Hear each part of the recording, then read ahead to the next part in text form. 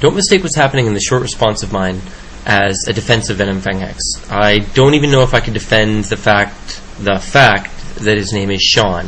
So that being said, I had a problem with the way this Muslim fellow decided to respond to VenomFangX. I find it interesting that when VenomFangX pointed out something that is true, that the prophet married... And by the way, the idea of a prophet, totally ridiculous. The idea that the prophet married his wife at 6 years old and then consummated the marriage at 9. First of all, I'd like to say a brief thing about the subjugation of women.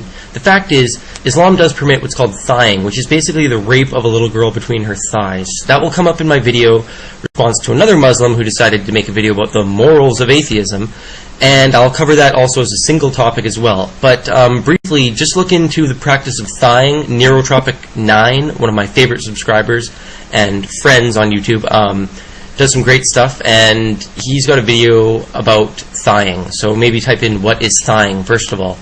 Okay, so secondly, I find it really interesting this Muslim decided, and before I go on, one more thing.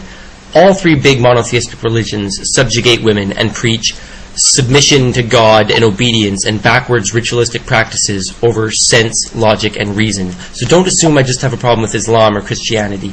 Judaism has its own problems, and I'm not trying to make this about Islam. Does it seem a little choppy to jump in with something else suddenly? Well, that's because YouTube still doesn't know how to make quick record work properly. Okay, while I'm not defending VenomFangX, I find the weak defense that this Muslim makes of VenomFangX's criticism to be even more surprisingly stupid. While VenomFangX may be completely foolish and dogmatic and whatever, and I'm not trying to say that Christianity is inherently better than Islam, both pretty ridiculous. I find some of the aspects of Islam to be a little more brutal than Christianity, but as I said before, they both subjugate women and they both encourage submission and discourage knowledge and intelligence to great lengths. Okay, so jumping into what VenomFangX said that this Muslim had such a problem with and his weak-ass response. I wasn't planning on reading the hadith that proves Muhammad's a pedophile, but, might as well. The Prophet Muhammad married Aisha when she was 6 years old and consummated his marriage. So he puts married up onto the screen like that with Windows Movie Maker as if, hey, married, did you notice he said married VenomFangX? As if this somehow makes it okay. Well, he still married a 6-year-old girl. Moving on. When she was 9 years old, and then she remained with him for 9 years until the Prophet's death. Okay. So, and consummated at 9, whether that involved actual penetration or thighing, well, who knows, but either way, that would be rape. So, then, on the screen, he puts up, so, according to your video, marriage is rape. Well, yeah, if you're marrying a little girl and having sex with her, yeah, that would be rape. Marriage itself would not be rape. The actual marriage would not be a rape.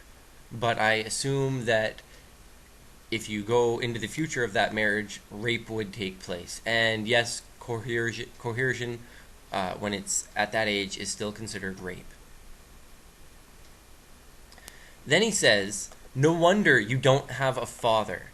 Okay, that's fucking ridiculous. This is the same kind of attitude that many fire and brimstone Christians in the South give out when they see somebody with a few family problems that doesn't believe in God. They say, oh, look, if you just took Christianity seriously and believed in God, you'd have a tight family and blah, blah, blah. Well, according to the Journal of Religious Studies, which I've used before, which is a religious organization, they did a study showing that as religiosity goes up, so do social programs. Look into it, Journal of Religious Studies. So, this religious organization points out that social problems and high religiosity are correlated. Also, intelligence and religion are inversely correlated, meaning, for any of you that don't know, that when one goes up, the other goes down, and vice versa. So, the more intelligence someone has, the less likely they are to be religious. Whether they believe in God or not, they are still less likely to believe in religion as it stands. So, saying, oh, no wonder you don't have a father, that is like just such a weak attempt. And I would rate you poorly for this horrible video, but you seemed to have disabled ratings. I guess you and VenomFangX agree on one thing, intellectual cowardice. That laughter wasn't mine, that's on the video. I know, hilarious, really makes a point. If you really want to learn what a pedophile, rapist, etc. is, you must ask those. His quote.